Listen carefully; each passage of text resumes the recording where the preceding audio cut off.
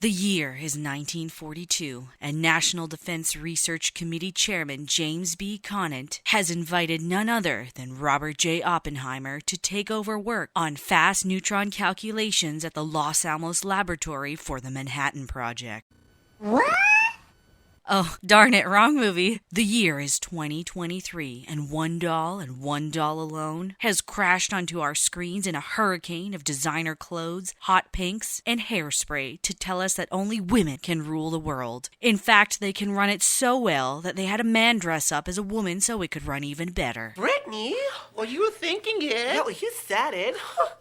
Yeah, I'll admit it, I was really pumped for Barbie. The cool brand collaborations, the fun-looking set photos, and Ryan Gosling, who I like not for his eye candy ability, but because he can actually act. Seriously, go watch All Good Things. Seeing Greta Gerwig attached didn't dull that excitement, despite knowing that she's nothing short of a free-bleeding feminist country liberal. In fact, WB can thank me for contributing 2 tickets to their box office numbers, as my early preview was cut short when a powerful storm hit southern Ontario. And since it's more important to contribute funds to the Canadian Maid Services, nobody has surge protectors, therefore frying the projectors at my local cinema. But alas, the second time was a success, and Jeebus titty fucking chist, this movie is the equivalent of Pepto-Bismol vomit if it came out of a loose hairy bonus hole, whose singular purpose was to spit out coat hanger operations and spread it on OF for that sweet, sweet liberated woman money. Barbie opens up with basically everything you saw in the first trailer drop that was heavily inspired by 2001 Space Odyssey. And let me tell you, with the full narration by Helen Mirren in the background, I was rolling my eyes 30 seconds in because the entire point of this sequence was to take a dump on motherhood. If you missed the quickly skirted jab at it, then it'll definitely become apparent through the pretty lengthy shots of young girls smashing baby dolls on desert rocks, which I imagine sent the Roe v. Wade crowds into panty-drenching happiness. After this cut, we got some more narration from Dame Mirren as we see all the types of Barbies that have been made through the decades and how the creation of so many different types, including disabled Barbie and type 2 diabetes Barbie, helped rid the world of the patriarchy and make sure that every girl can be whatever they aspire. These ideals were thankfully instilled into the real world through the purchase and play of Barbie dolls. Transition into Barbie Land, which by now all of us have seen quite spectacularly through the trailers, which also basically gave away the whole first 30 minutes of this movie. Without much indication as to why, Barbie suddenly wakes up and all is not well. Her imaginary showers are cold, her milk is sour, and her feet are flat. She goes to see Weird Barbie, played by the absolutely wonderful Kate McKinnon.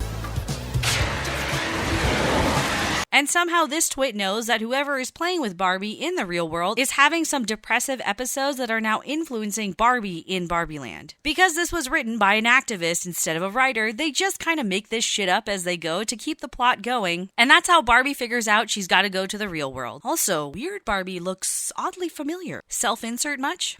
Ken decides to hop on this adventure because the Kens only exist to be at the beck and call of the Barbies, and joins Barbie in the real world, where it turns out the woman playing with her real-world counterpart, Gloria, played by America Ferrera, is going through a pretty significant midlife crisis because her job seems to be going nowhere, and her teenage daughter is an absolute fucking bitch. Ken, in the meantime, discovers that the real world is run by the Patriarchy, and becomes a base 10 legend for the second half of this movie, and it's here that we have the development of the actual villain, men. Anyways, Mattel gets word that this Barbie has escaped Barbie World, and the honchos at Mattel believe that they can get this escaped Barbie under control if they put her back in a Barbie box, which Barbie initially agrees to happily until the shackles of patriarchy shot cues in and she realizes she doesn't want to be put back in a box because freedom. Fuck if I know. Barbie tries to escape and runs into a fever dream room with an old woman in a kitchen played by Rhea Perlman, and they have tea, which ends up relieving Barbie and giving her a second win. It works, right? Barbie escapes Mattel headquarters successfully with the help of Gloria and her bitch daughter, and they all decide to go back to Barbie Land together in hopes that this will fix Barbie's issues. They get back, and it turns out Ken had returned on his own while Barbie was at the headquarters, and he brought the patriarchy back to Barbie Land, brainwashing the remaining Barbies and filled it with every masculine stereotype you can think of. Cowboy hats, horses, guitar, beard wings, and calling girls chicks and babes. Ken has even taken over Barbie's house, and distraught and upset, Barbie basically has a breakdown and becomes depressed Barbie. Weird Barbie takes her back to the Weird Barbie house, and there's kind of an intervention that involves Gloria just going on and on and on about how hard her life is as a woman. Because women have so many trouble in the patriarchy and being nice. For fuck's sake, I really just tuned out at this point. But it's okay, because they have a plan to deprogram all the brainwashed Barbies. Get Gloria to keep bitching about all these problems until they snap out of it. And somehow this works, additionally deprogramming trans Barbies somehow.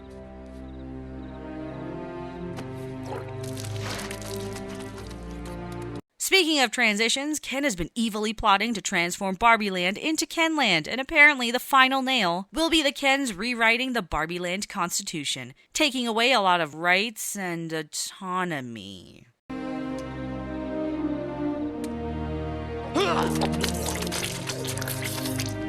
So, to distract the Kens, the Barbies decide to use their feminine wiles to turn the Kens against each other, thus leading to an all-out war that will distract them so that the Constitution rewrite doesn't happen at all. Because according to this world, men go to war because they're insecure, not because of money or land or wealth. And it works. Barbie Land is restored, Barbie rejects Ken and tells him to find himself. Barbie realizes she doesn't want to be a Barbie doll anymore and joins the real world. The film closes out with Barbie seeing a gynecologist because, now that she has functioning parts, that's the first thing that she's got to do, and I'm sure all the children in both my theaters totally got that one.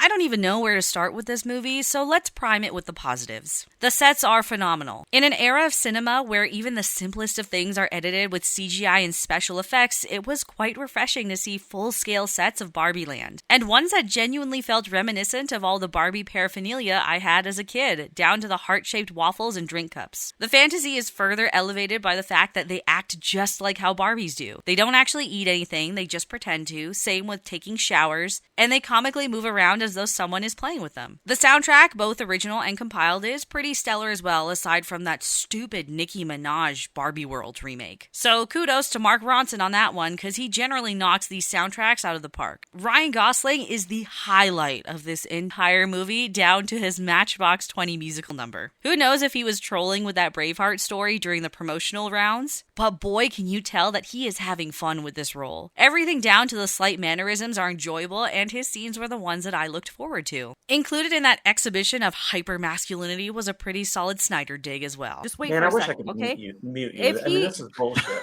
And despite Gerwig trying to emasculate him and paint the male species as straight-up villains, the irony of his character shines through really hilariously. But unfortunately highlights everything this movie could have been as well. Barbie has a beautiful premise that blends fantasy with reality by intertwining Barbie Land with the real world. The movie starts off pretty strong, the feminism dialogue aside, because it does a solid job of bringing those two opposites together. But it's right around the point where Barbie finds the bitch daughter at her high school and calls Barbie a fascist that you realize this movie is more set on providing you with a high production message as opposed to what could have been a really fun cinema experience. The playfulness of the first act quickly disappears and never comes back, even with the return to Barbie Land in the final act, because Greta just wants to make sure that you leave the theater believing that the world would run so much better if women were in charge of everything, and that men will always just push us down. And that's supported by the fact that every male character is either stupefied or vilified to the extreme, and every female seems to have complex emotional thoughts. Despite the film being about redefining gender roles,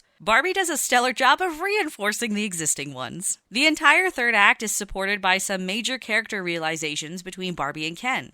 Barbie that she's not sure she wants to be just a doll anymore, and Ken in that his entire existence is dependent on Barbie simply accepting and loving him. Instead of redefining anything, it just swaps the gender roles to make Barbie more masculine, a point that's driven home by her rejection of Ken's love, pushing Ken to find himself, and then having him surrender his mantle of manhood, i.e. the mink coat, and finally, Barbie dressing down in a pretty masculine getup as she closes out the film to a gyno visit. Both Barbie and Ken display traits that are pretty stereotypical to both genders. Barbie's lack of decisiveness, her desire for feminine lifestyle, her inability to be emotionally calm. And for Ken, it's his forwardness in situations. his ability to take charge without emotion, the short-sighted view of his ambition. These are not bad traits, but ones that complement each other when both genders come together. Another point that the film really attempts to contest. How, you ask? Through attacking the nuclear family. Some of it is obvious and some so subtle that most audiences wouldn't pick it up. The baby smashing opening aside, this movie doesn't shy away from the fact that it despises motherhood. There's Midge, the pregnant Barbie, which is intentionally called out as unfavorable by the narrator because nobody likes a pregnant doll. The relationship between Gloria and her bitch daughter has no redeeming factors, and a redemption arc that is only there to tie up the film nicely. Her bitch daughter is just ungrateful and moody for the sake of vibes, and Gloria seems to be a half-present mother, not because of her job, but because she seems to lack any awareness as to how to interact with her daughter in the glimpses we're given, nor does she even try to adapt. Additionally, the whole film seems to stand as some weird allegory to the whole Roe v. Wade debate, what with Barbie forcibly being removed from her enclosed pink Barbie land, having her autonomy consistently questioned and subverted by male characters, then choosing to have the removal of her femininity because it's been holding her back from being who she really is. All points that are regularly parroted by women that are super against the overturning of Roe v. Wade. Oh, and the cherry on top? A Supreme Court in a world run by women could keep that from never happening again, according to Greta Fuckwig's thinking. The biggest issue with Barbie is that it doesn't even know what the hell it wants to be. The message comes before anything else. Barbie doesn't have a meaningful arc, and instead she abandons her Barbie ways to indulge in the real world, but aside from what looks to be crippling depression, there's no clear-cut realization that happens to make her transition from the ultra-feminine idol to an idealistic human female who wants to suddenly start making ideas instead of being an idea. When Barbie decides to become human, a quick scroll of images of what human life is like is representative of nothing Barbie experienced throughout the entire movie when she was in the real world. All of these images show family, women smiling, lots of positive memories, like a compilation of family home movies. But we witnessed Barbie get emotionally torn down, experience deep sadness, sexism, and a loss of purpose in the human world, things she all seems to forget conveniently by the end of the film because she needs to change the real world for girls.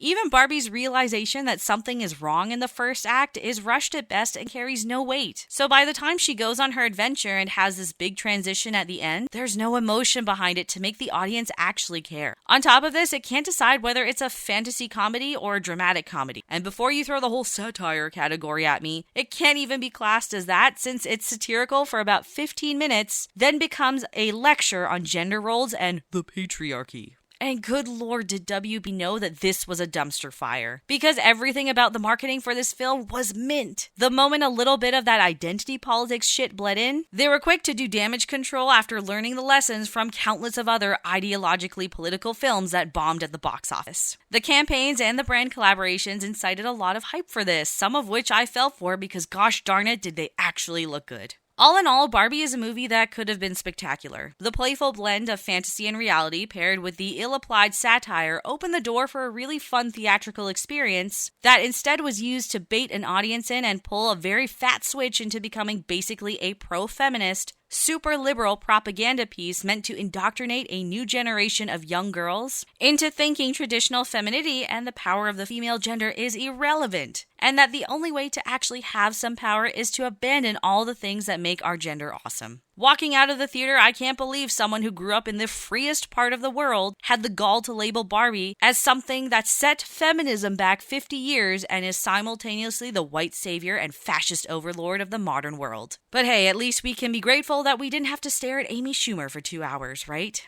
My pussy smells like a small barnyard animal, okay? Anyways, that's all I have for you guys today. Thanks for stopping by and stay frosty.